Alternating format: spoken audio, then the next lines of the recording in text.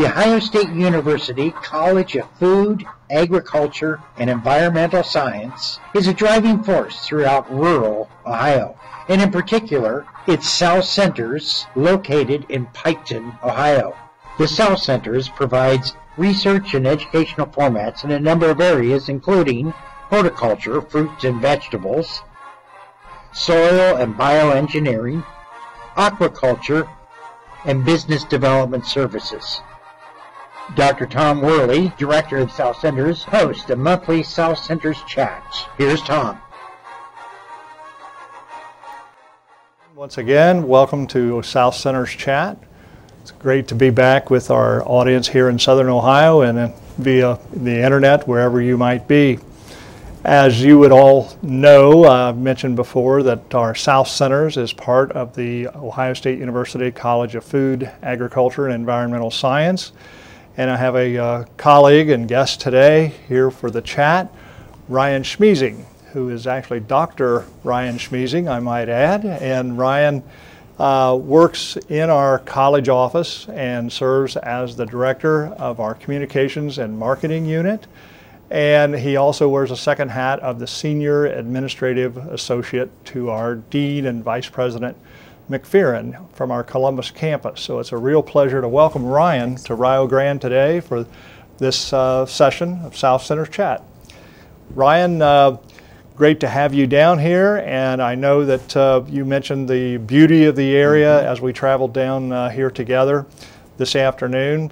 But I know that some of your background goes back up into Northwest Ohio and includes some time at Ohio State in different positions and so forth. So it might be well to introduce us to your background just a little bit. Thanks, Tom. It's good to be here in Rio Grande this afternoon, and always good to be associated with the South Centers and the relationship we have with Rio Grande University. I did grow up in Western Ohio, considered Southwest Ohio, prime farm ground in the state of Ohio, and have a bit of an ag background. A three-time graduate of Ohio State, so I've been around the campus quite often and spent about 10 or 11 years working at Ohio State primarily in 4-H youth development. Worked across the state, finished a stint as the interim assistant director in 4-H, and then went on to DC and spent a little bit of time in the Capitol, and that was right after during the 2008 election into the transition of an administration, which was a great learning experience.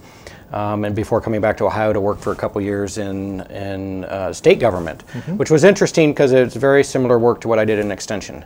In that particular role, we funded national service programs across the state, and certainly some here in Southern Ohio, particularly around Ohio University at Athens.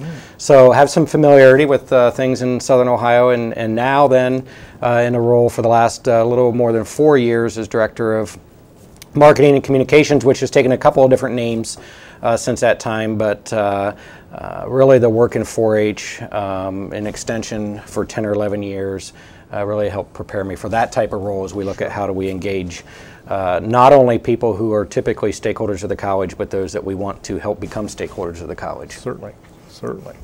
And I know that the 4-H program is one of the most widely engaged programs in every county of the state, and that's very true here in Southern Ohio, Ryan. Right.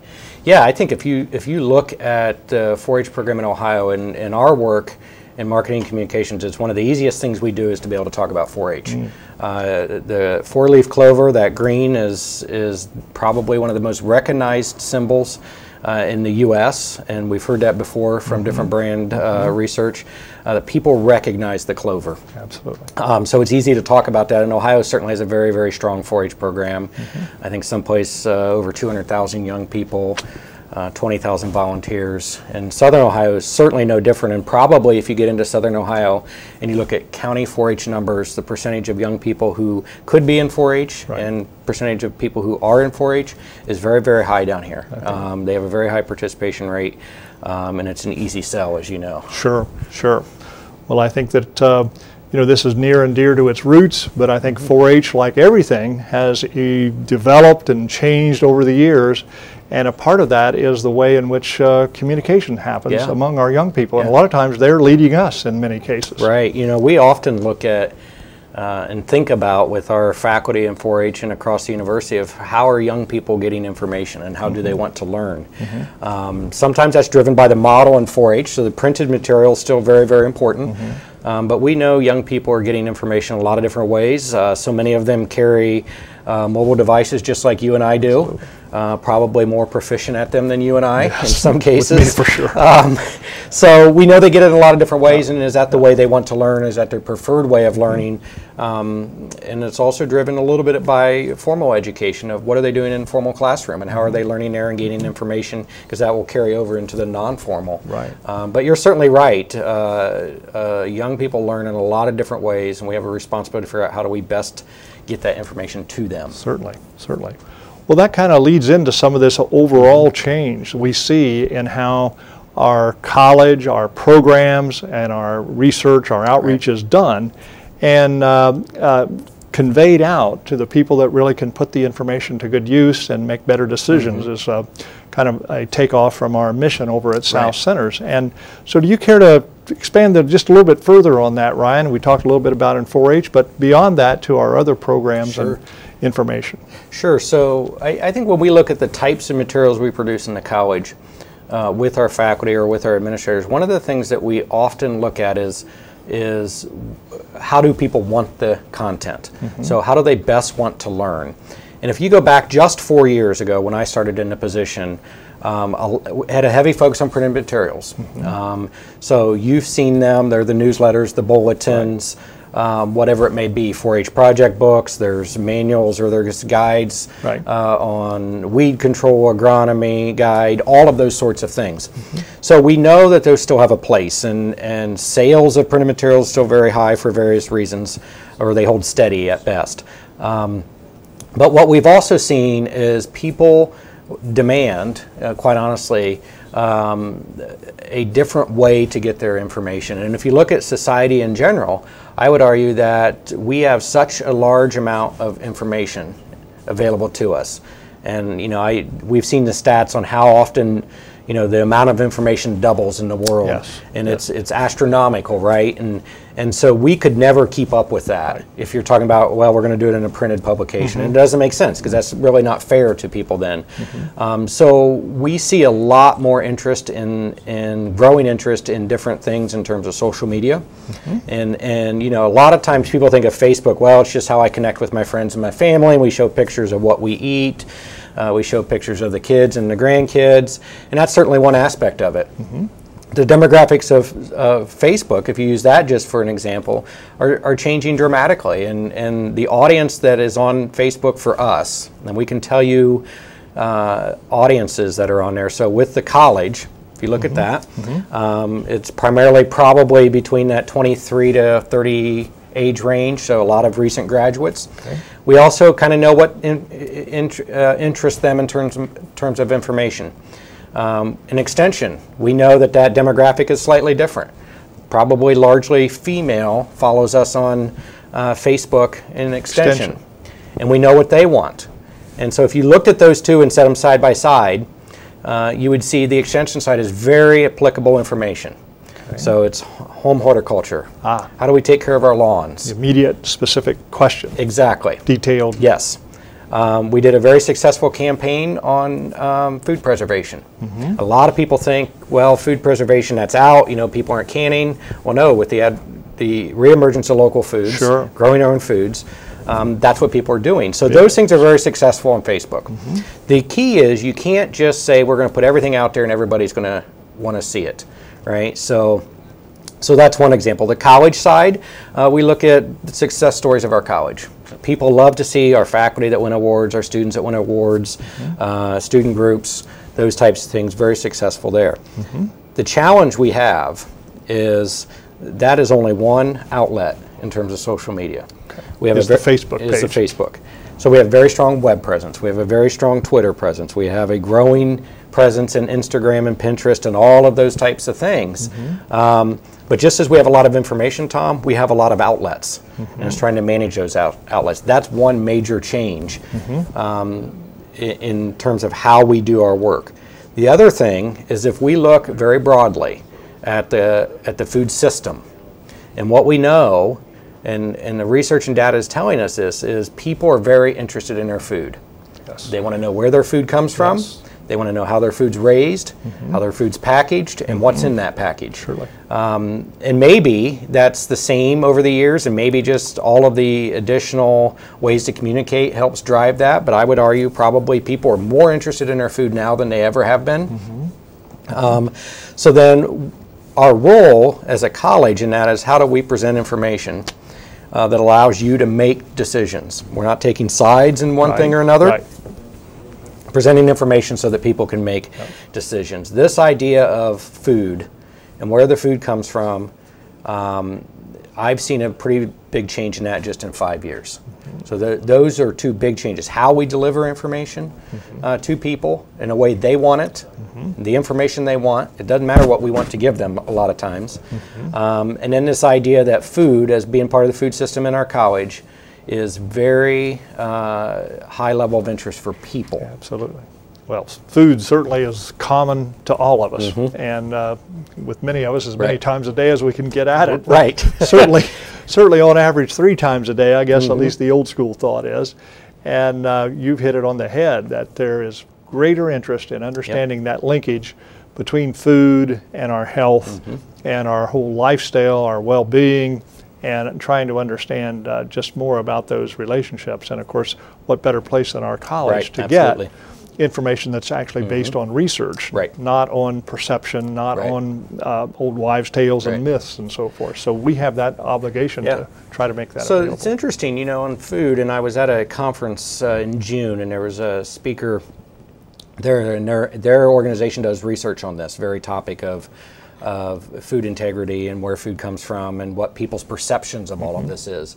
One of the things that we have to figure out is it's sometimes hard to win that argument, if you will, if we just want to say we're going to focus on the facts, right? But that's what we do. So we really have to appeal to people to be consumers of information so that they can make decisions. But a lot of information in terms of food, you're not going to win by us saying, here's the unbiased fact of this food. A lot of the decisions are made at a very different level than that. There's a lot of emotion. There's a lot of emotion belief in that. system built into. Absolutely. And you can't go in and say, I'm going to just change your mind on it. You know, those are long-term things where we have to present information, allow people to have experiences, allow them to consume information that's relevant, timely, so they can make the right decision for their own personal being. Absolutely.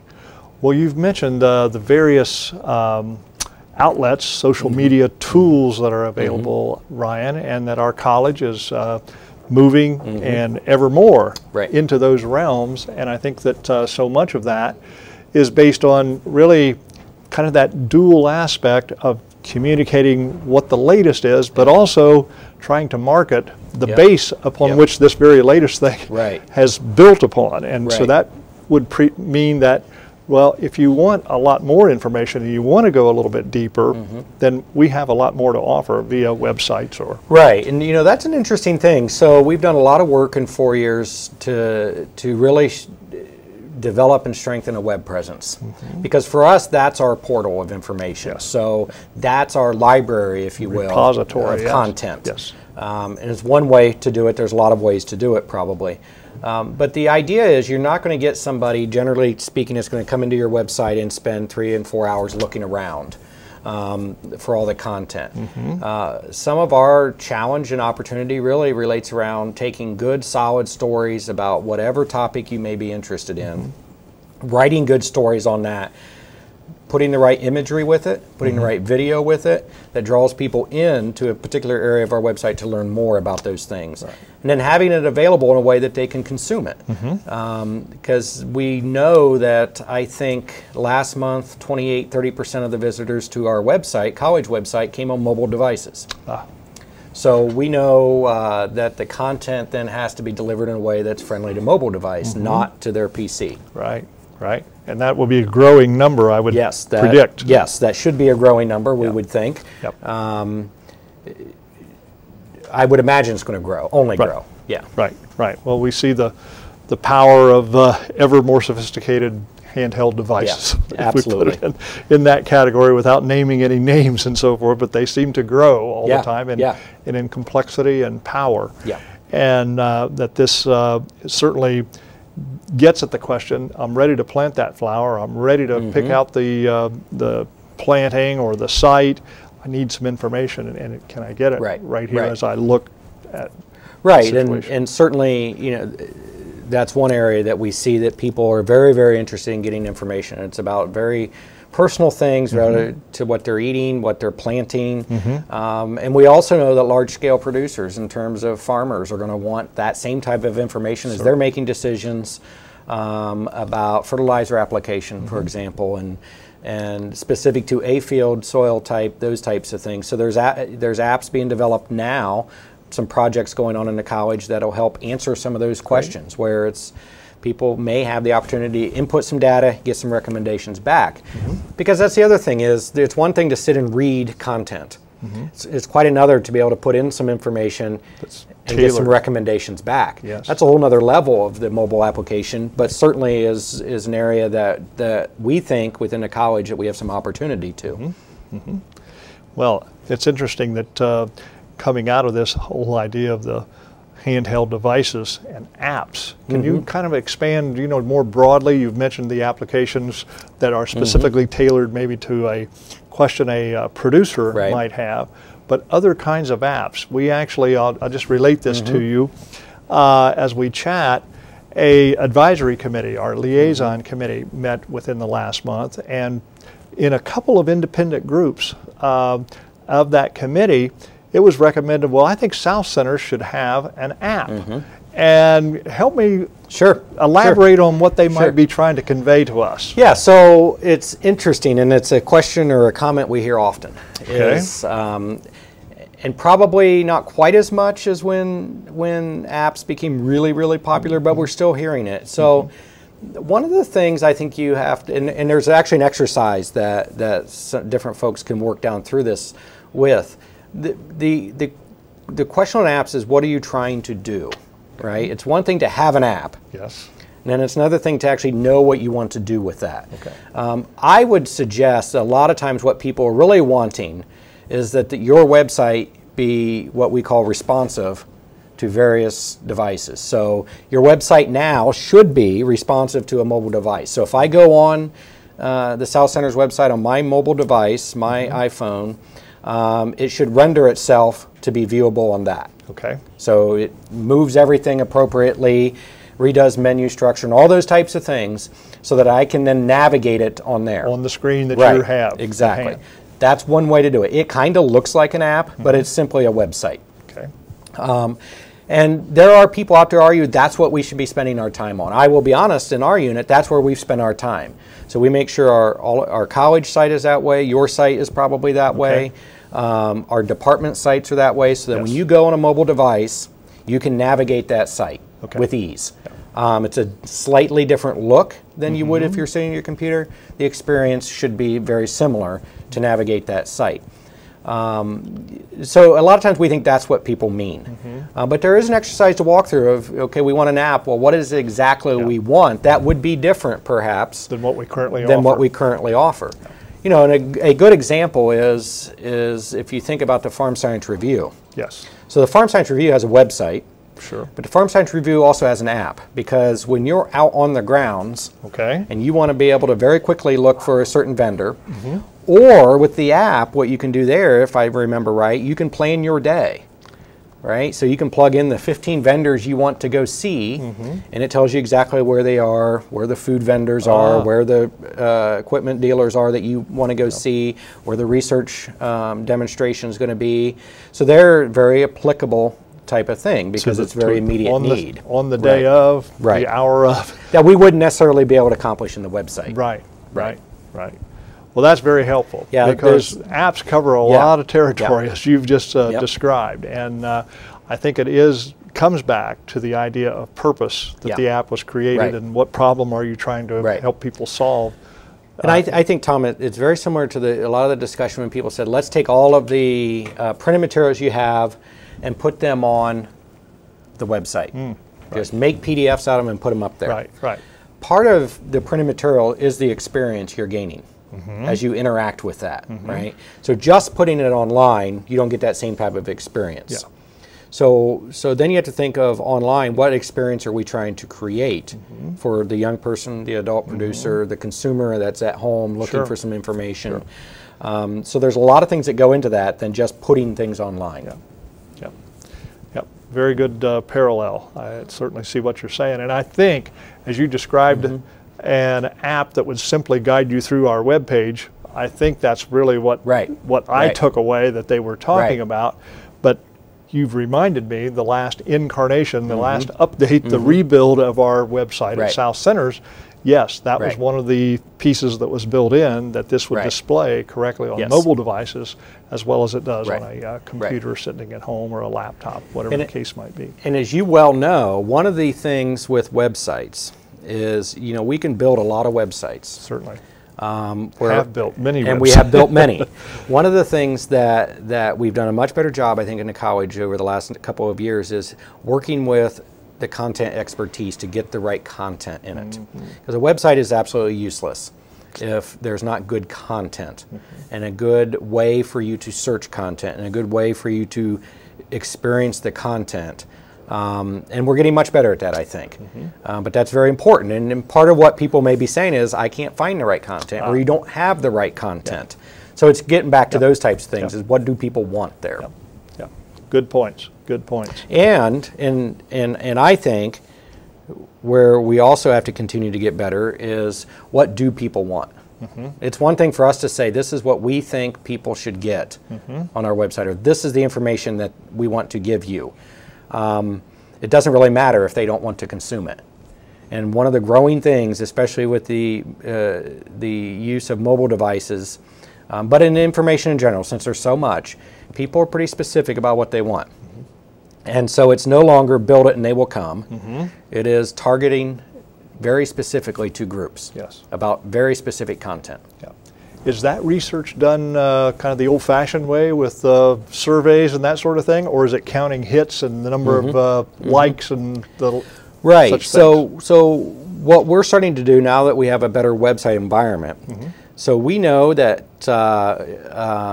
when people come into the site, we know where they go. Now, I don't know it's you going someplace, right? But you know the number of people that went to aquaculture versus horticulture. So we could tell you in the month of August, and it's been pretty consistent, that people were going to department sites, right? But one of our challenges was how to find people in the college was challenging. So I wanted to go see Tom Worley. I want to see what his research is. I want to see what type of extension programs he does. I want to learn more about him. That was a bit of a challenge to find. So based on the data, we could move that particular link in the college. But what we also learned is in the month of August, and this is consistent, is every department, and I would argue probably would be very similar for South Centers if we looked at that data, the number one place people are going when they're on your site is to see the directory of people. They want to contact people, right? And what do we usually do with that link? We usually hide it someplace. So what we're working and being very consistent across all of our platform now is getting that in a very common place. So when they come to our college site, they should be able to go one place. When they go to a department, go to the South Centers, it should be a very similar experience. But we know that people coming to our sites want to know who the people are and how to contact them. And generally, my experience is you don't find a lot of phone numbers usually. You find you can send them an email. Right. Yeah, it's interesting. You know, and I think, well, I don't know exactly how that came about, but if you look now and you're on your mobile device and I go to a department and I go to the directory because I want to contact somebody, if that number's in there on my iPhone, it links and I can push that hot link and call right away. And so we get a lot of requests to make sure that phone numbers are in there because that is a very common way now for people to contact you. For a while, it was just email. But it's becoming more readily included as a way to access. Yeah, that's an interesting observation. One I hadn't really heard laid out in terms of the number of hits, but I find myself doing that, to far-flung organizations or businesses. Look, I know about this, but I really do need to talk to someone. And when you don't find Right. that readily, you think, well, gee, I know where they sit and so Right. forth in Cleveland, Ohio, or whatever the case might be, but I just would like to talk to them. And I think in our case in the college, what we really encourage people to do is make sure that your profile, if you will, on that page is built out so people understand what your research interests are, what you're teaching, Sure. what your outreach efforts are, because that's what they're there for. I mean, Yeah. they want to see what your area of expertise is and can you help them, whoever it is that's making that contact. Absolutely. Well, Ryan, I know our time is getting down to just a few minutes left here, but in the time remaining, and I think we've kind of danced around a little bit in this conversation already, but talk a little bit about who the communicators are. Who is a communicator these days? So I think that's one thing that a lot of us in this field, in colleges and universities especially, think a lot about and talk a lot about. The fact of the matter is everybody is, right? Every one of us have the ability to communicate about our research, about our outreach efforts, about our teaching efforts, the things we're doing, our research findings. So, you know, the day that I have to go and submit and work with somebody individually to write a story about what I'm working on or to give to somebody else who then puts it on the website, that's over because there's so many outlets. Right. Either personal outlets, my own social media outlets, or through my website or email, right? You can move a lot of content in email, and it's still a very popular and acceptable way to move content. So the fact is, everybody is a communicator. Yeah. And there are certainly great advantages to that. And there are great challenges with that in higher education we just learn to work with because you can communicate anything. Yes. And so that's a challenge, but it's a great opportunity for us. And what we're trying to do is figure out how do we start to mobilize more people who are really the prolific communicators to help them push a common message of the college. Right, right.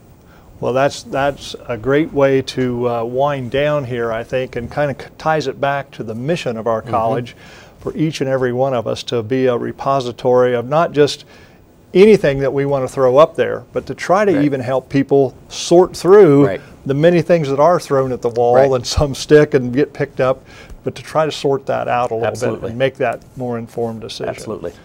Well, Ryan, I just in a few seconds that we have want to thank you for making the trip down to Rio Grande today, and very interesting conversation. You've certainly illuminated this area of communications and marketing and what we're working with in our college and will continue to work with into the future. And it's going to be interesting to see what things might look just 5 years down the road. So thank you once again. My pleasure. It's great to be here.